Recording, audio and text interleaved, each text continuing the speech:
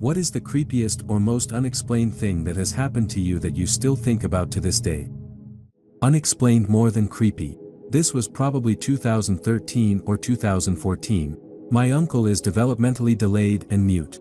He can make noises and some of his noises sound like "Mom," but that's about it. My mom, his sister, was with him in the house alone. She burned lunch, which, God love her, she did often. It was November, so chilly outside, but she opened the window to let the smoke out. Then she heard a man's voice say, clearly, "Close the damn window." She turned around and my uncle is staring at her, like he had been talking with her and expected a response. She closed the window and asked him if he just talked. He didn't really reply, just made the sign for TV. So for one brief moment, my uncle may have been able to connect everything in his brain long enough to speak, and he used it to close a window. He has never talked since. This is not overtly creepy, but ongoing, so it has the potential. When I was a kid, every year my family would go to Monterey, California for New Year's, and we would always go to the aquarium one day while we were down there. This stopped when my older sisters got old enough to want to stay home for New Year's with friends. Annual aquarium membership canceled as we didn't use it anymore. About 2 years ago, my dad got mailed 5 one-year passes to the aquarium with no explanation. We called the aquarium and they didn't know who paid for them, can't tell us. We asked family and friends and no one paid for them. We went down to Monterey that New Year's and used them, had a great time. Still very odd. During quarantine, we received a knife and a book unsolicited and mailed to specific people in the family. Not sure if it's the same person, also not sure why it would be anonymous. I hope I get to update this story one day. Afghanistan 2002, we were clearing a large village looking for someone who was organizing mortar attacks on our forward operating base. This was around 0300 hours. There was this one 2-story house and we split to make a break-in from the front and back at the same time. The 2 guys I was with got shot and killed by someone in another house. I had nowhere to run, tried to kick the door in, but for some reason I fell back. The weight of the fall, along with all the gear I carried, made the floor under me collapse. I fell down about 12 to 15 meters underground to what was some sort of huge family crypt. My night vision goggles were still working after that fall. I rolled them back on and started to walk. I saw a little boy a few meters across from me and he raised his arm and then his finger and pointed to the left. I kept walking, and when I looked back I saw this kid just literally evaporate. I ended up going up a set of stairs and walked around some trash piles at the back patio of the house, where one of my squad mates was posting guard. He asked me how I got there. I told him about the floor collapse and told him about the boy, but as a joke. I told my squad leader over the radio that I went through the back and that we had to pick up my other 2 friends out front. He told me to go inside and help out. Inside the house I was told to stay on the 1st floor, so I stayed close to the front window and posted guard there. I looked at the wall on my left and there was a pencil-drawn photo of the kid I just saw downstairs. It was signed and dated to 1977. So I have experienced a lot of paranormal events, but I am always so skeptical. I can't deny these though, since other people can verify. Around 2015, I lived in a house with my boyfriend and his best friend. We had a ton of bizarre things happen. It's so much, I wouldn't know where to start. I didn't really tell anyone about it for a long time and we were so young that we thought it was funny at first. Long story short, it got really bad and we ended up moving out of there, thankfully, shortly after the creepy, scary, really, things went on. The last week there, no one would sleep in the house. We all stayed with family or friends. I went to stay with my mom the last night. My sister and I slept on the couch. At around 2 a.m., their dog started bolting around the house trying to catch something. My sister woke up and tried to get the dog to calm down. My stepdad also woke up and came out of his bedroom to help. Their dog is very old and usually incredibly calm, so it was out of character for her. I was still asleep but got woken up to my sister screaming, and they both said they saw what looked like a fast, shadow-like cat standing on its hind legs running through the house and that it disappeared when they turned on the lights. The dog was freaking out. We were all weirded out and my stepdad was convinced it was a cat that went through our chimney, LOL, since it was near the fireplace when they turned on the lights. Creepy enough. Anyway, the next night I go to my dad's apartment to visit him. We can talk for hours, so I start telling him about all of my creepy experiences the past couple of months. He's sort of shrugging it off and laughing and then asks if I want to see the new sauna they're building near the apartment pool. We start walking that way down the hill and I'm still going on about everything that has been happening. We come up to the gate of the pool area. To get to the sauna, we need to go through the gate. The way it's set up is like a huge circle, gated and covered with bushes.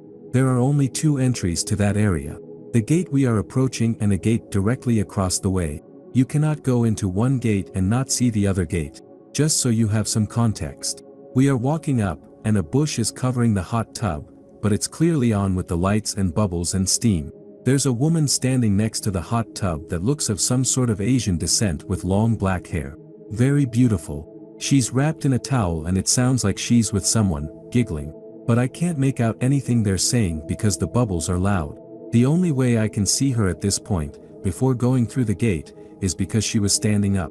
The bush was covering her from the chest down.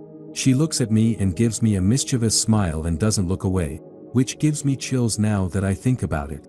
I immediately thought, oh no, they're doing something gross and I'm with my dad, and started to get a little awkward.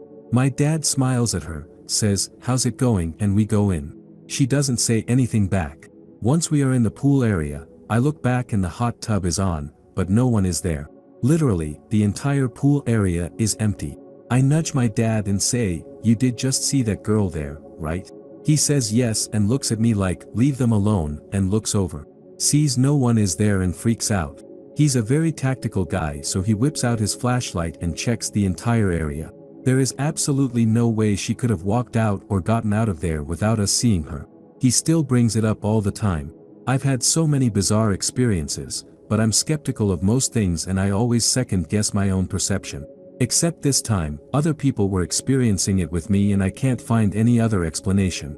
It just seemed a completely random twist of paranormal events that year. I've had things happen since, but again, not with so many people and never that clearly. Gives me chills. I remember my dad and I were driving down the 91 freeway in California going home. Both my dad and I are quiet sorts of people, so we don't talk. It's pretty silent except for obvious traffic/car noises. Suddenly, I noticed something in the air. It was like a thin wisp of black smoke. It floated along the highway slowly without dissipating. I looked around. No fire or anything that smoked around us. Not even a large truck or semi, rare for the 91. There was nothing around that would make something look like that. I remember thinking how odd it was because it was so black. Then my dad said, you see it too? It was at that moment I got a bit of a weird feeling. Now, my dad tends to say things as he sees them and he's the type to find out why things do as they do. He looked around too, nothing. No trucks, no fire, no smokers, nothing. It seemed too orderly to be a cloud of insects. I remember it distinctly looking like dark smoke. It was so odd. This one time in college, I hear my doorbell ringing and a banging on my door. I peek out the window and see a young woman standing there. I go to open the door to see what she wants. Maybe she knows one of my roommates. She immediately calls me a total motherfucker and tells me that Amy, or Mandy, or something is such a bitch for leaving her. She then proceeds to push her way into my apartment. I tell her to get out and remind her I've never seen her before. She calls me a liar and says her friends are just playing a joke. She then barrels through my entire apartment, opening all the doors looking for her friends. Mind you, I have no clue who this person is. When it's apparent that no one is in the house aside from me, I finally get her back outside. She sits down on my porch, starts crying, and kind of dry heaving. So, being the nice guy I am, I assume that she's just totally wasted and offer her a glass of water. Big mistake. She tells me she lost her phone and needs to call her sister, so I offer her my phone. She makes the call, asks me where we are, tells her sister, hangs up, and then takes off down the street with my phone. So I'm chasing after this girl, trying to get my phone back. Let me remind you, I have never seen this person in my life. She gets a few blocks down the street, and finally, I convince her to stop by telling her if she gets too far, her sister won't know where she is. I ask repeatedly for my phone back. She takes the battery out, this was back when phones had batteries, and throws my phone at me. She's screaming her head off at me, telling me I'm such a motherfucker. This gets the attention of some of my neighbors, who come out and confront me. They ask her if she's safe, and she tells them that I tried to give her water with drugs in it. So, I keep telling them I've never seen this girl in my life, and all I want is my property back. They say they're going to call the cops on me. I'm like, yeah, please call the cops. This is some crazy shit, I've never seen this person before. I would be calling the cops myself, but this psycho still has the battery to my phone. Anyway, things are coming to a head. This girl is crying on the street, she's screaming at me, telling me that she's not going to be friends with any of us anymore, and just as my neighbors are about to call the cops, this girl's sister pulls up. The sister apologizes repeatedly to me and my neighbors, yells at the crazy sister to get in the car, and says something like, "You can't just keep doing this to random people," and they drive off, with my phone battery.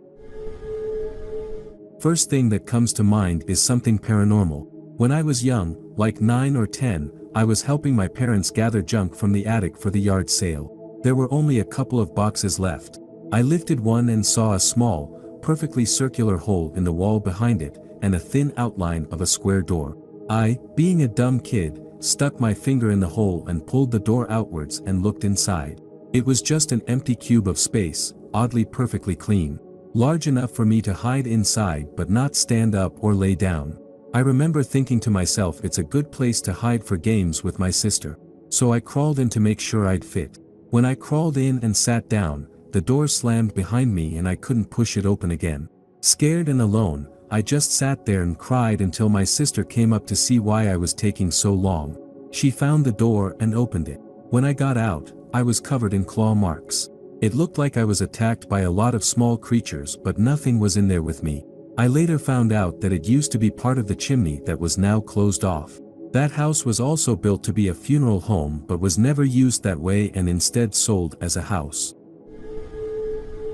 I was a teenager and it was the first time I was allowed to drive somewhere without my parents. The plan was that my little brother, who was still a toddler, and I drive over to our grandma. She lived in a small and remote town which was surrounded by forests and fields. The drive wasn't even supposed to be that complicated, just one route which we had to follow.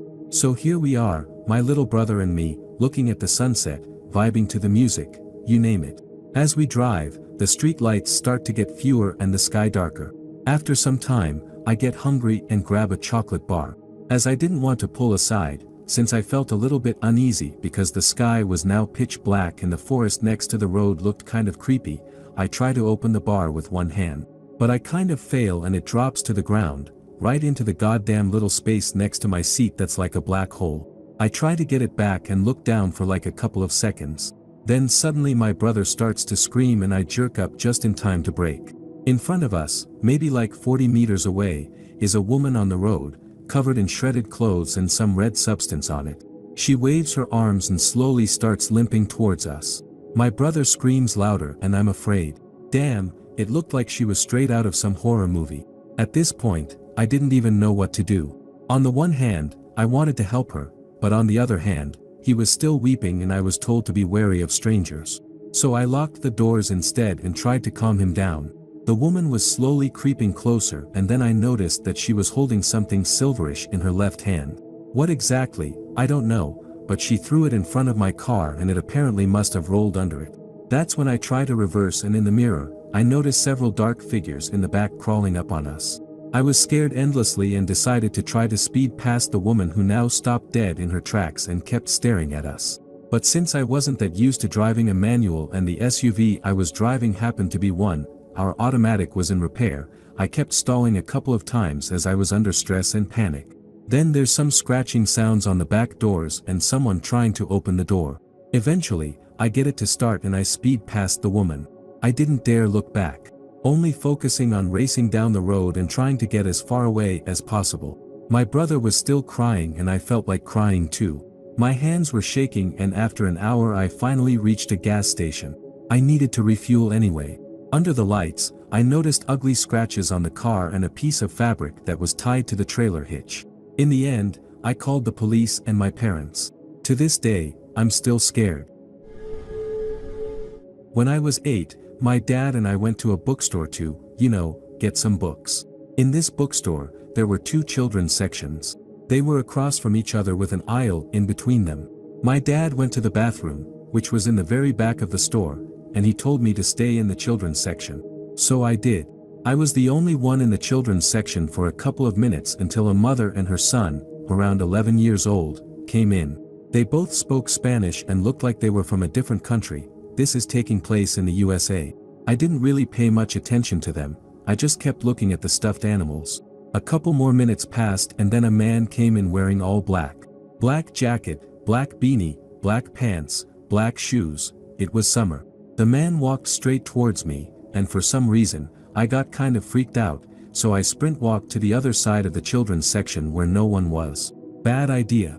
I watched the man from the opposite children's section for a couple of seconds until he turned around and walked towards me again. I was really scared now, so I bolted out of the children's section altogether.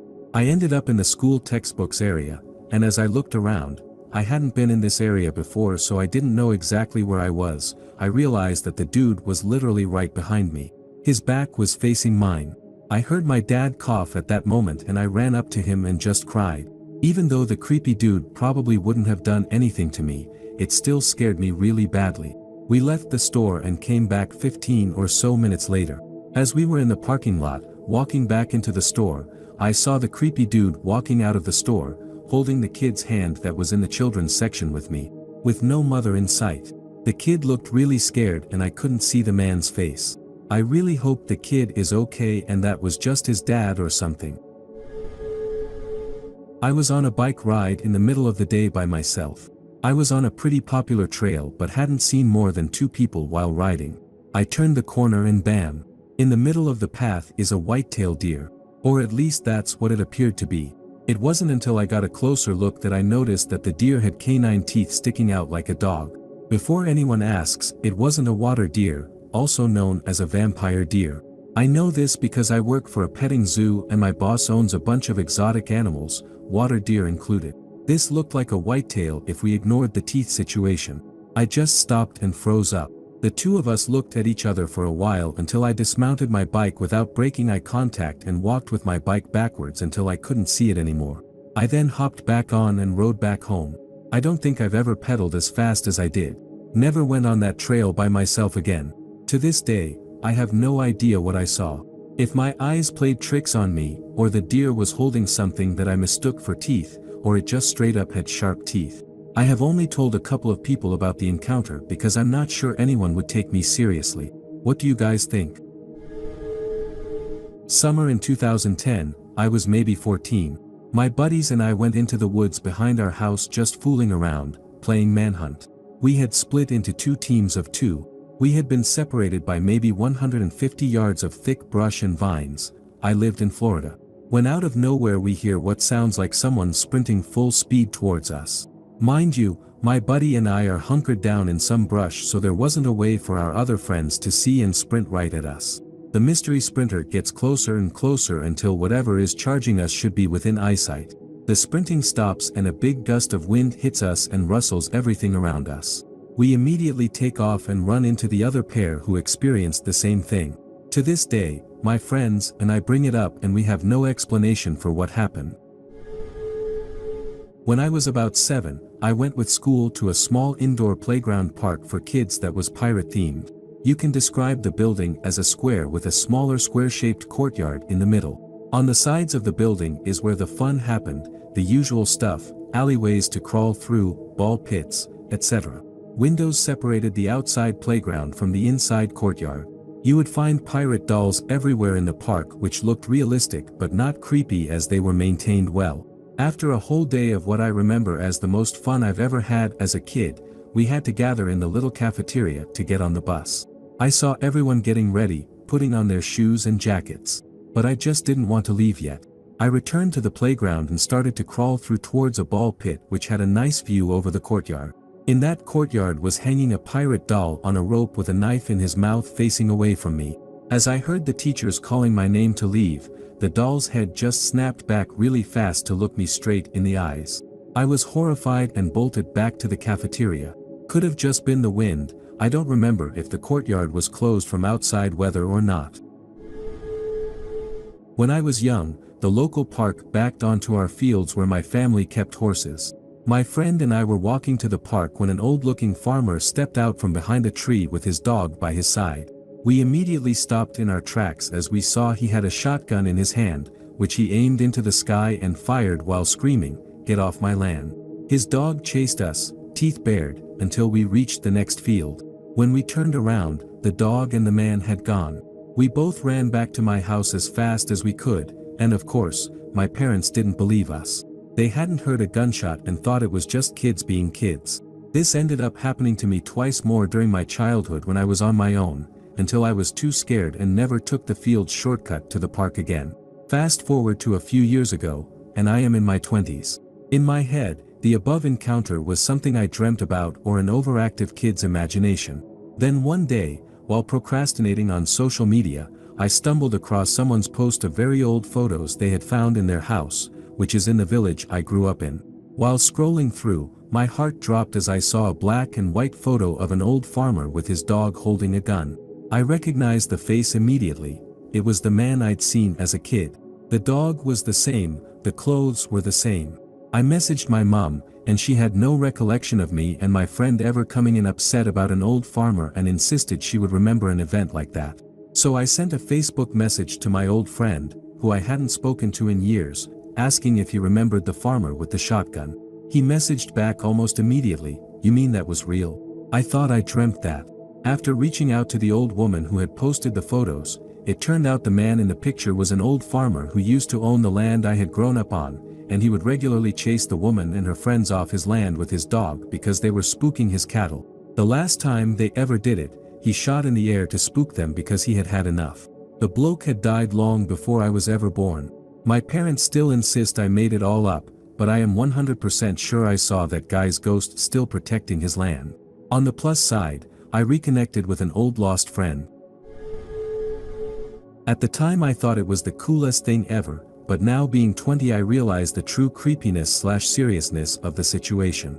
A bit of context, I lived in a small town at the time with the only store being one that sells food.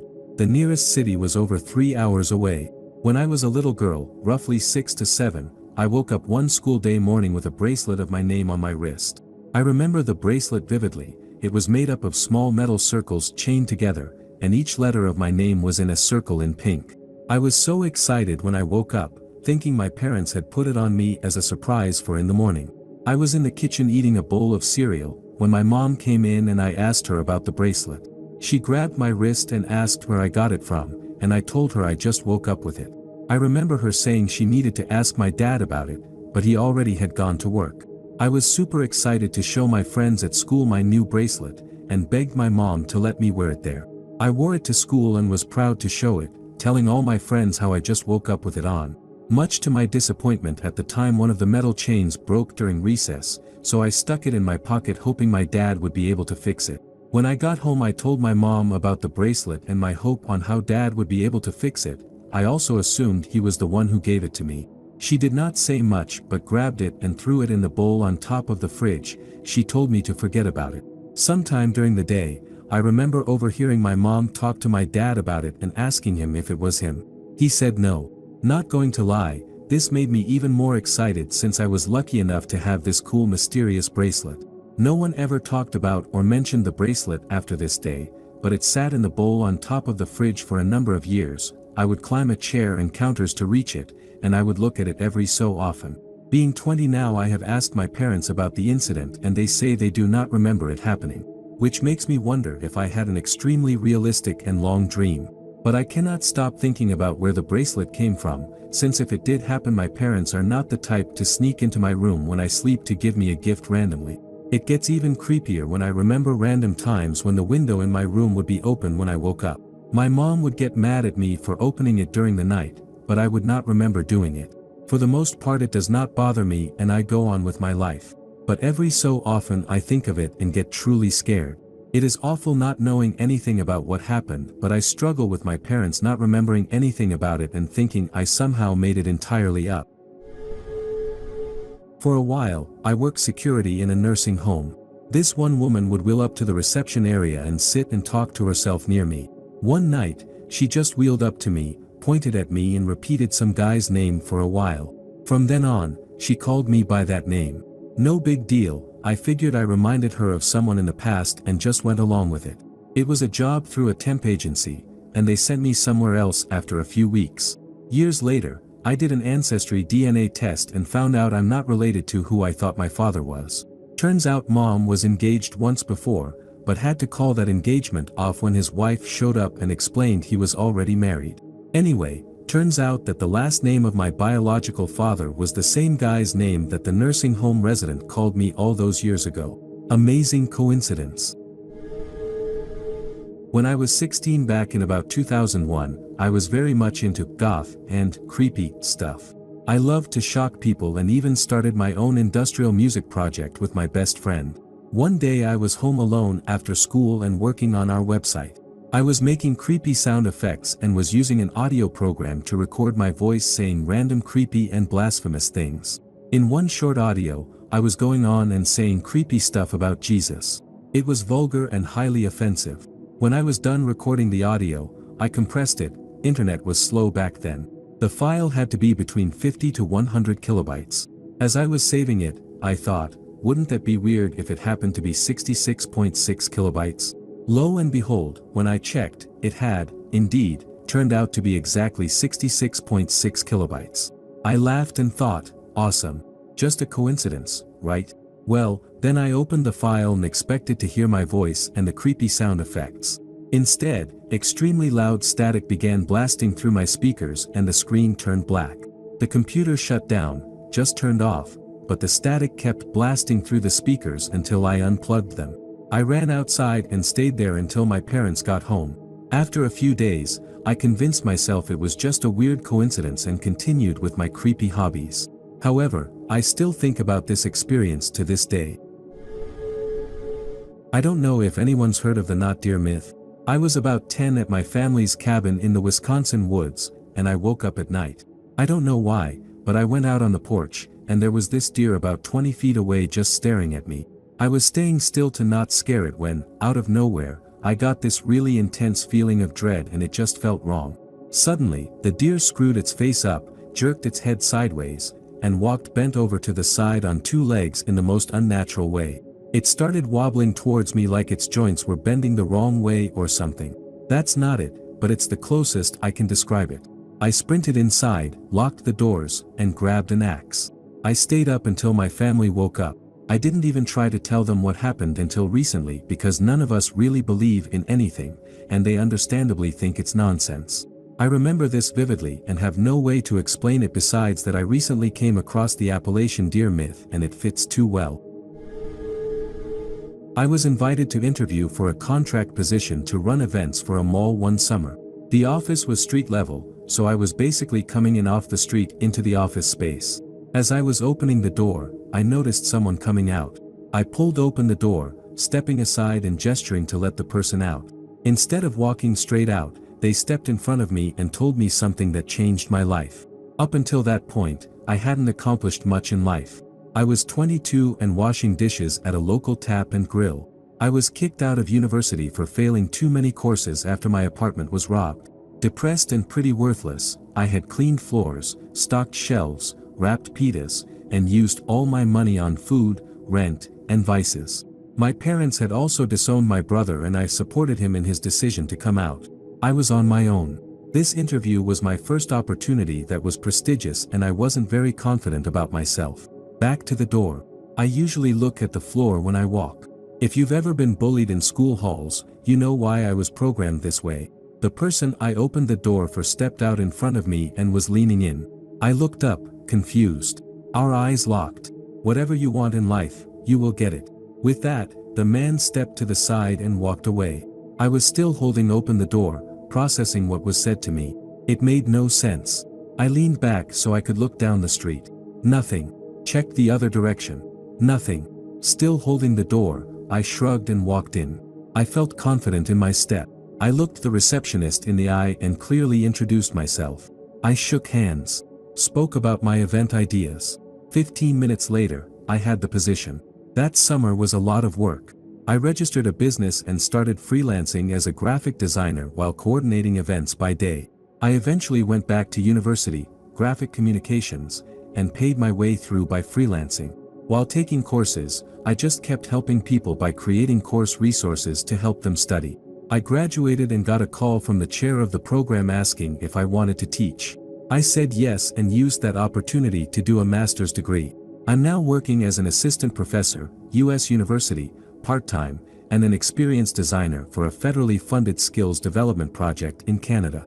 At this point, I've achieved every goal I've clearly defined. I still struggle at times with depression and figuring out what success actually means. Money is nice, but it doesn't make me happy. My kids definitely do, and I want them to walk without the need to look at the ground. So my friends, whatever you truly want in life, you will get it. I was around 10 or 11 years old and had gone with my parents to visit my grandparents. When we returned home, my parents realized that they had forgotten the house key, so we were locked out of the house. They sent me to go into our backyard to check if our sliding glass door was left unlocked so I could open the front door for them. It was around 10:30 p.m., so it was pretty dark, and I was feeling uneasy. I told myself to just run to the back real quick. As I was running to the back, I came to a halt and there was a dark shadow standing in front of me. The only detail I could make out was that he was wearing what seemed to be a top hat and he was tall. No red eyes or any other details, just a dark shadow with bad energy. I turned around and ran back to my parents, hella scared. This wasn't the last time I encountered this dark shadow. My cousin and 2 other people have seen it also. To this day, I hate being in the backyard even in the daytime alone. It gives me the creeps. I work at Whole Foods, and it was like my second day there, and I had to work at 4 a.m. I was just doing my job when one of my coworkers, who I didn't recognize but recognized me, said to me, "They already have you working at 4 a.m. I was like, yeah, and we went about our shifts. Throughout my entire shift, she had come to help me with things and was just being super helpful in general. After my shift, I went home and looked at the email that my team leaders sent out of everyone's schedule, and to my surprise, the girl that had helped me the entire day's name wasn't even on the schedule. I know I didn't just miss it because her name started with a rare letter. There was only one other person whose name started with that letter. I have been working there for a good while now, and I have literally never seen her, and it's weird because I literally saw her talk to other people. I don't know if I was tripping or something, but that's my story of the time I met someone who, I at least think, doesn't exist. So I have had a few questionable experiences, but this is definitely the one I think of often. When I was a little girl, about 35 years ago, we had this beautiful carving of an owl on a branch in this dark wood. We kept it on a bookcase in the front room. It was so enchanting I would just stare at it for hours making up all sorts of stories in my mind. It was me, my mom, and my grandpa and grandma living in an apartment. My grandparents were not together, so they did not sleep in the same room. My grandpa is from Ireland. Ever since I can remember, he talked of banshees. Now, I do believe in the other side and ghosts, and I think that it is actually scientific though and not widely accepted, maybe even with different dimensions and all that, but that is a conversation for another time. I think that if a spirit does visit us, either with love or ill intention, they will appear in a form that you are familiar with, such as Ireland equals Banshee, Mexico equals La Llorona, and so forth. Not always, but many times. So beyond that backstory, usually when my grandpa had a dream about the Banshee, someone in the family would die. So when I was about 9 or 10 years old, we came out to the front room to find my grandpa sleeping on the couch. Not usual for him as he was in his skivvies, and that was not the way he sleeps on the couch, only in bed. So when we woke him up, he was immediately shaken. He said that the spirit showed up at the foot of his bed and he followed her into the front room, getting chills now. Then he said that seated on the couch were my mother and uncle as little children. Then the spirit pointed at my uncle and screeched. My grandpa said that he grabbed the wooden owl and hid at the Banshee. She disappeared and he really did not remember anything after that. So, not even a month later, my uncle who was in his early 20s had a major schizophrenic breakdown. We got through it as a family. It was devastating, but it also showed us that the Banshee could deliver other bad news beyond death. One of the weirdest and most concrete things in that story is that I never saw that beautiful owl carving again. It was just gone. Just missing. I still miss that beautiful carving. Thank you for reading my story and thank you for everyone else that has posted. I find this stuff fascinating. A couple of years ago, I had a series of consistent dreams that were set in the exact same location. It was as if when I fell asleep, I would physically wake up again, but inside of these dreams. If you have ever seen the movie Inception, that is what these repeated experiences were like. The setting was always a large forest, and somewhere inside of it was a tiny, hidden, mom-and-pop restaurant that was hand-fashioned from wood and other forest materials. Inside of the restaurant lived a family of about 4 or 5 who ran it. It also doubled as their little home that no one but me seemed to know about, and they always welcomed/expected me to visit them when I woke up in the forested setting. It was as if when I fell asleep at night, my mind knew that if I woke up in this forested setting in the dream, I was obligated to visit this family at their restaurant and socialize over a meal with them. One night, after many, many nights of having this dream and becoming close friends with the family, I fell asleep. As had happened countless times before, I woke up in the forested area. I knew what I had to do, as I had done it many times before. So, I set out to find the tiny, hidden path that led to the tiny, hidden restaurant. This time, though, something felt off. I felt a disturbing sense of emptiness in the forest, which led me to feel incredibly paranoid. Nonetheless, I set off on my trek and found the little, hidden restaurant. Upon my arrival, I found that the restaurant had been ransacked and abandoned. No one was there. It was completely, eerily empty, and nearly every piece of handcrafted furniture had been removed. After a while of searching for the family and feeling terrified, I came upon a sign that had, "Never visit this place again," crudely etched into it. I immediately woke up, sweating and horrified. I have never dreamed of visiting the location again. Not necessarily out of fear, I just do not believe that my mind is physically able to.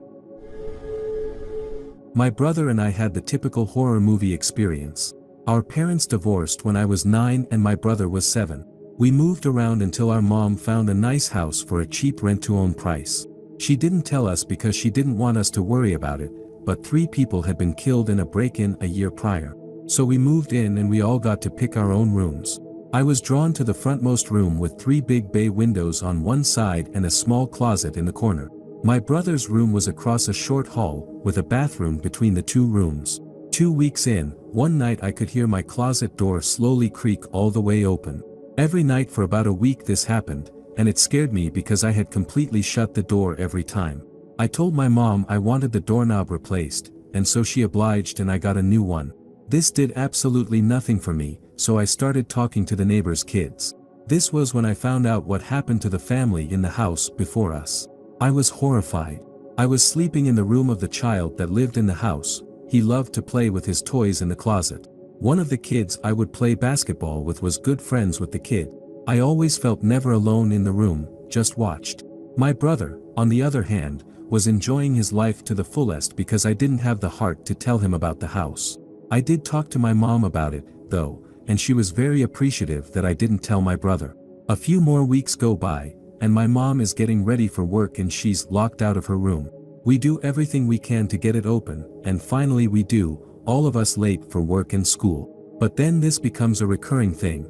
She's locked out of her room with more frequency every few weeks. There are 3 arches in the house that connect the living room to the dining table/kitchen, so my mom hangs curtains on 2 of them to keep the sun out from the big TV we had at the time. She buys one of those light things that you plug into the wall to melt the little cubes of wax, and it really illuminates one of the arches. My brother and I start seeing this shadow. I come out of my room from a hard night of playing Black Ops 1, Good Times, and I see what looks like a woman's shadow. I call out to my mom, but there's no answer. Looking a little harder, I can tell that it isn't even my mom's build either. This woman is tall and slender. My mom is 5 feet 6 inches and more of a normal build. This shadow is more like 5 feet 11 inches and pretty skinny. I open my brother's door and tell him to come out. We were both on Call of Duty. We're both freaked out and don't want to go over to see who or what it is because why would we? This obviously doesn't look like our mom, and it isn't moving at all. My brother comes into my room, we lock the door, and we both sleep there. The next day, during my weekly basketball session with the neighbor's kid, I ask what the lady that lived in the house looked like, and I get described exactly the type of person we saw the night before. I don't finish playing basketball and go home to tell my mom what had been going on last night. She brushes it off, saying, "We freaked each other out because now we both know what happened in the house." Literally the same morning, she is once again locked out of her room by nothing. That was the last straw for her. She removed the doorknob from her door because swapping it with a new one had done nothing. She eventually just gets one that doesn't have a lock on it at all. We beg her to just stay in one of our rooms, and if that shadow is there again, we'll wake her up and show her. She stays with my brother for the night, and once again, I was going to get water, and I see it. Just standing there in front of the bright light shining up into the curtain. I wake them both up, and my mom looks visibly scared for the first time in my life. She calls out if someone was there, and she sees that there's no movement from behind the curtain. She inches into the living room to turn on the light, something we as young kids definitely were not going to do, and that shadow is gone. She runs past the arches, and nothing. No one is there, and I see her wide-eyed and breathing heavily. She knows we haven't been kidding or messing around with her now. Alright, so there's quite a bit more to this story with other people involved. But this is already long enough. If anyone actually reads this and wants me to keep going, I will. My grandfather is tough as nails.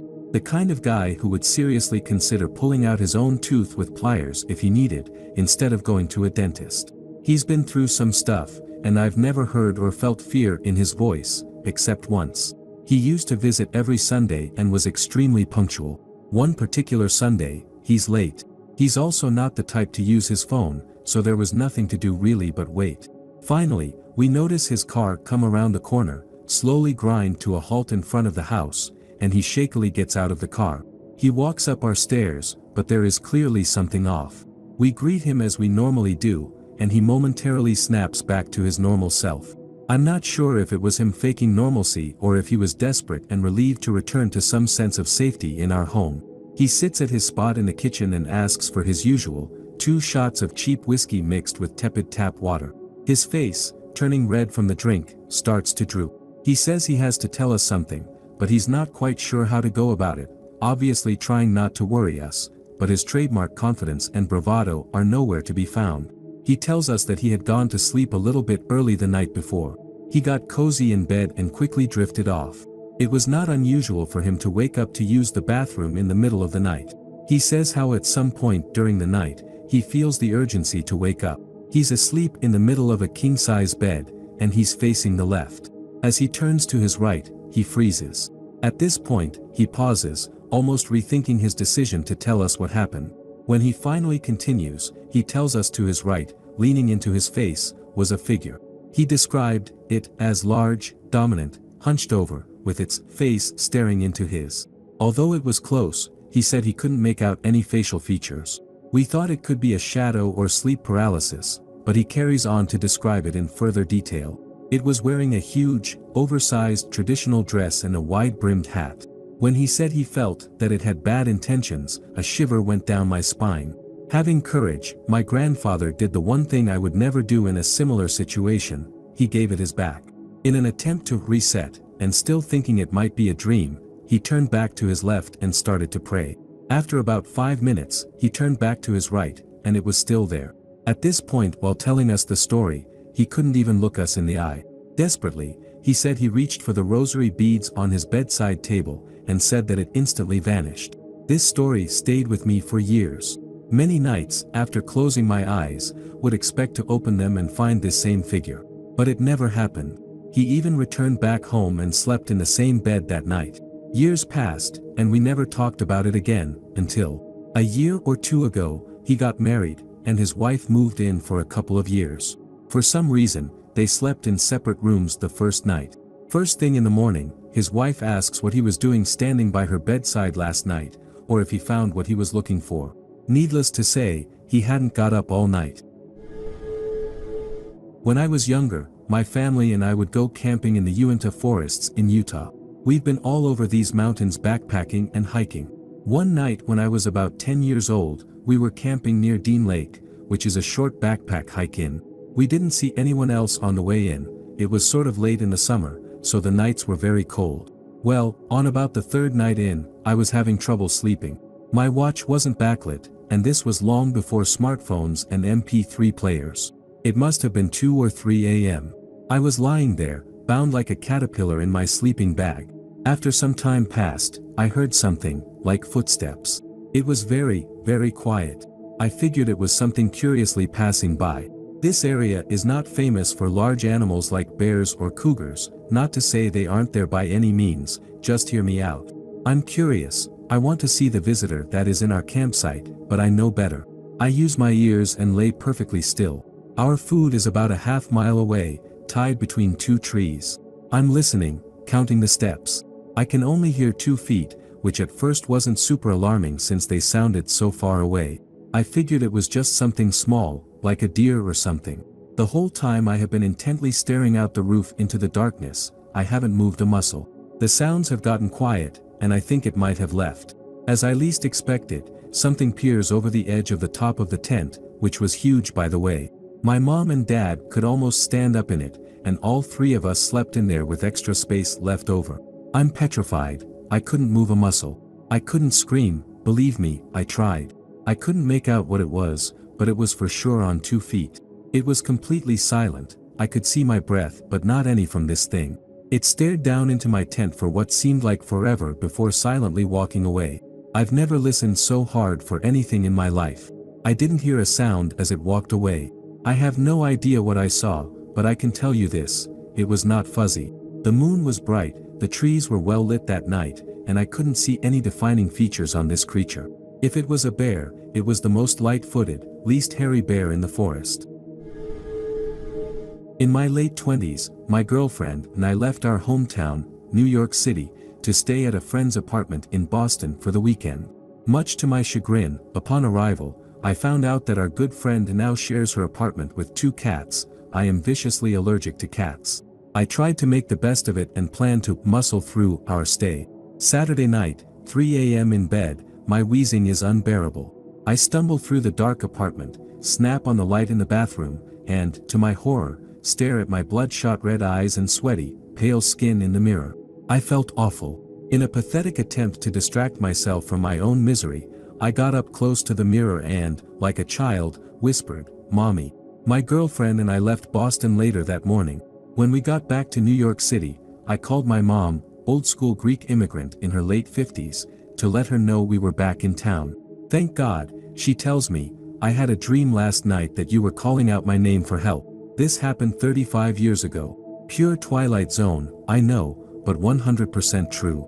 Must be some kind of Wi-Fi connection between mothers and sons, or just another little sweet mystery of life." About 10 years ago, I was dating my ex, who had very strict and extremely religious parents. The only way we could meet up or have some private time was by her sneaking out of her window in the middle of the night.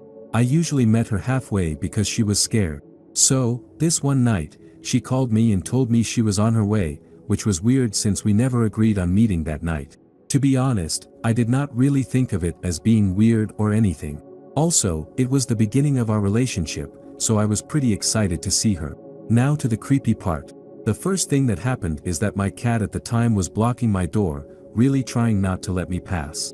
I ignored it and went downstairs to put on my shoes. My cat was meowing and following me the whole way. I put my keys on the shoe shelf and put my shoes on, only to see that my keys had vanished. I started searching for them literally everywhere, all while my cat was really getting on my nerves with that excessive meowing. 5 minutes go by, and I get another call from her telling me that she already arrived and was waiting outside. I was kind of surprised how she made it to my place that fast. I told her I lost my keys and that we could just keep chatting until I found them. She got impatient really quickly and, at some point, started screaming at me, telling me to open that fucking door. All while my cat was still just going crazy. In the last few seconds, I could swear her voice changed a little, and she just screamed before hanging up the phone. I was really stressed because I had no idea what was happening. My keys vanished, my cat went crazy, and my girlfriend was screaming at me on the phone. After she hung up, I turned around just to see that my keys were exactly where I left them. I opened the door and went outside, searching for her. She was nowhere to be found. I went back inside, thinking she got pissed and just left. I picked up my phone and called her again. She picked up the phone, and I asked her where she went and that I found the keys. She told me she did not call me that night and never left the house. To this day, this whole scene just messes with my head. I never figured out what had happened. When I was about 12, I was the last person in the barn at night. I was shutting off lights and started to get a really bad feeling as if someone was creeping up behind me or like something really bad was about to happen. It was mid-January, freezing cold and windy, and all the horses started freaking out more and more in their stalls. I tried to tell myself it was just because of the wind and how horses are notoriously antsy, but after a minute, I couldn't ignore it anymore and hightailed it to my horse's stall. I went in just for him to comfort me and warm me up a bit before I walked home, but he pushed me to the back of the stall. Typically, this is a very dangerous position to put yourself in even with a horse you trust, but I just had this feeling that he was worried about something and I inexplicably just let him push me. After a couple of minutes of standing next to him in the near darkness with my heart absolutely pounding, I tried to go look and see if there was anything out there, but he didn't let me move. He swung his head around to block me and gently put his shoulder against me so that I couldn't move or see anything past him. After a while, I really have no idea how long it was, the other horses started to quiet down little by little, and he took a little step away so that he could nuzzle me the way he did when he just wanted treats or affection, and I realized he was going to let me leave. I was so scared when I finally left his stall that I sprinted the mile-plus home in the dark. I fell a couple of times on the ice and just kept getting back up to run full tilt in my riding boots. I don't know what was going on that night, if there was a stranger in the barn or if it was something else, but I really think he was trying to keep me hidden. The memory of the wind and deep fear that all the animals and I seem to have still makes me feel sick to my stomach. I hate to think what would have happened had I not gone and hidden in his stall. If you have a bad feeling and so do the animals around you, listen to your gut and get the heck out of that situation. This happened about 5 years ago or so. Some friends and I went to the bar and got wasted. Since I only lived 4 blocks from the bar, we decided to walk back to my place. Take into note that I lived right by the train tracks and an empty field further across the street. On our walk back home, we were just being drunk and stupid, having dumb conversations when next thing I know, I'm waking up on my apartment balcony 2 days later with a bloody incision on my arm, inner bicep, and wearing just my underwear. Frantically, I contact my friends, and they all confirmed that on our walk, I had zoned out and ignored them completely, uttering complete gibberish and walking across the train tracks into the empty field. They all just assumed I was playing a joke on them and continued to my apartment. They had a set of my keys in case of emergencies. They all passed out at my place and were alarmed when I wasn't home the next morning. Again, they just assumed I was either drunk asleep in the field or had been picked up by the police for public intoxication. They were all super alarmed to hear that I was at my apartment with no recollection of getting there a whole 2 days later. I try my best to brush it off, but a few weeks go by, and where the incision on my arm starts to ache, and a lump started to form. I go to the doctor, and as soon as I went to get it checked on, it disappeared, and there is no evidence, scar, lump, anything, that it ever existed. To this day, my arm will still ache at times, sometimes worse than others, but the lump ceases to exist. Just typing this made me have chills again, and I'm not sure how to feel about it. This is the second creepiest. The creepiest would take quite a while to type. I drive down this particular highway both northbound and southbound almost every weekday and occasionally on weekends. I've traveled on it literally thousands of times. I've been driving on it for at least 20+ years. A few years ago, around a particular section heading southbound, I started getting thoughts like there could be a dead body in there. The whole highway has trees and shrubs on both sides plus the center, but for some reason, every time I passed this particular section for around 6 months, I had this dead person thought every single time, and it would give me goosebumps. I even mentioned it to other people if they were in the car with me when we passed that section. I was even starting to think maybe I should just pull over and check to put my mind at ease. So one day, after about 6 months of having this feeling every time I drove near there, I'm driving home, and there were police everywhere on the highway plus reporters and cameramen on the overpasses with the best vantage. It turned out a woman had been unalived and her body dumped there around 6 months prior. The police found and arrested the murderer, but I'm still creeped out that I got that feeling every time I went past that section of highway until she was found. I still drive down that highway almost daily and have never had that feeling again since. I hope I never ever have that feeling again. Christmas 2014, my friends and I stayed at a 300-year-old, empty boarding school. My mate's mom worked there, and it was a boarding school for kids with learning difficulties and/or challenging behavior. It was a Christmas party. All the kids were at home as it was out of term, but only a handful of staff were actually going, hence why we were asked if we wanted to go and stay the night too if we wanted. There was a ton of pre-ordered food and alcohol, so they assumed 8 20 to 24-year-old dudes would make it disappear nicely. Sure enough, the end of the evening came, and we were given the master keys to lock the building up. It was a huge mansion, and we stayed in the top floor boardroom that slept 12 people. We stayed up all night drinking and partying. We all went to bed for a couple of hours shut-eye at around 5 a.m. before leaving. Shortly after, I heard very clearly the sound of a kid running up from the other end of the building past our room, down the corridor, through the doors at the top of the stairs, and down. I slept on the floor, and you could feel the vibrations as the noise passed by.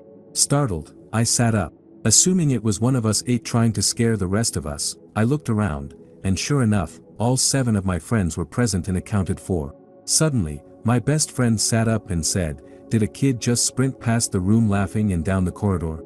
At that point, considering it was supposedly just us there, we decided to wake the other guys up and check it out. We opened the door and looked down the corridor. Every, and I mean every, door was locked. Perhaps most concerning of all were the doors at the top of the stairs. They were locked shut by us. Big heavy fire doors. And this kid ran past the room, opened them, slammed them, and ran down the stairs. We left shortly after. One time I was walking home from work and I was stopped at a set of lights. It was about 5 p.m., still light with the cleanest blue sky. On the other side of the road was a shopping strip, 4 shops in a row, all double-story buildings, and then my street about 100 meters to the right. As I was crossing the road, I heard the loudest jet engines, this roaring sound like a 747 on takeoff, then this huge gust of wind hit me. I looked up to the top of the buildings which I was facing and saw a dark blue tear in the sky, then dark skies, smoke, and a large passenger plane nosediving about 50 meters above the top of the 2-story buildings. It looked like a nightmare. I could feel the wind as it went over me, the heat from the plane, and the deafening noise. I ran towards the road so that I could see where this plane was going to hit the ground, and by the time I got the 100 meters to the street where the shops ended, there was nothing. No sound of the engines, no more wind, no plane, nothing.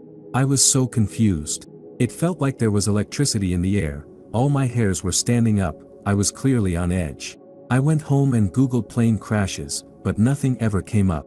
The plane was like a 747 with red and blue stripes on the tail. White plane. Not a plane we have here in Australia. I'm convinced it was some sort of wormhole. I was 16, just got my permit to drive, and I went to meet my then boyfriend at our favorite park to walk the trails in. This park happened to be outside of a rough and nearly empty part of town. It had a wide river running through the park with an L-shaped pier that had railings on all sides of the pier. Only one way on or off of it. My boyfriend called and said he couldn't make it, and not wanting to go home just yet, I got out of my car and started to walk around the park. It was 2:30 p.m. and I can still see the breeze going through the trees all around and how the leaves were just beginning to change their colors. I had on a hot pink jacket, jean skirt, and boots, and as I walked out onto the pier I had realized I was underdressed as the wind coming off of the water was too chilly. I had a gut feeling telling me to leave, but I brushed it off. I finally sat down at the end of the pier, leaning my back against the railings and stared down at the water below running over the jagged rocks. Without any warning, I suddenly heard footsteps from behind at the beginning of the pier. I quickly glanced over at a man who had blue rope in between his 2 hands, circling up each end of it in either hand, creating a line between. As my brain was putting that piece of information together, he said, "What are you doing out here all alone?" I couldn't think of anything to say, but I stood up and then saw he was dragging along a medium-sized black and white fuzzy dog that was tied in a makeshift collar/leash to another piece of rope that was looped around the man's upper arm. "You're too pretty to be sitting out here by yourself." He walked towards me with a smirk on his face, looking down at the rope. He was roughly 10 feet away. Again, there was only one way on and off the pier, and I would have to run right by him to escape, which didn't seem to be an option. The only other way was to jump off the pier, but with the rushing water and rocks below, that didn't seem like a viable option either. In that moment my stomach sank completely. The hair on my arms and my neck stood at attention, and still do to this day when I think about this. The fear, dread, and panic were overwhelming in my chest. I knew whatever was going to happen next was going to be absolutely horrible. The next few events happened quickly. I backed up until I bumped into the railing and squeaked out a small, "Please." The man closed the distance between us and was about 5 feet away. As I balled my fist up to at least put up some semblance of a fight, suddenly the dog planted his feet and started growling ferociously. The man pulled on the makeshift leash to get the dog to come on, but the dog turned to go the other way, still growling. This distracted the man for a brief moment and he turned, kicked the dog, then turned his gaze back onto me. Mind you, he still has his hands bound in the rope. The man took one more step and that's when the dog had enough. He planted his feet one more time, swung his head back and forth violently until the leash came off, bared his teeth, and clamped down on the man's Achilles heel. The man bent over, screaming in pain. He tried to get the dog off of him but his hands were bound. The dog released for half a second and bit into the man's calf. The man fell to the ground and was struggling to get his hands out of the ropes that were meant for me. I seized my opportunity and quickly moved by him and took off running. I ran until I got to my car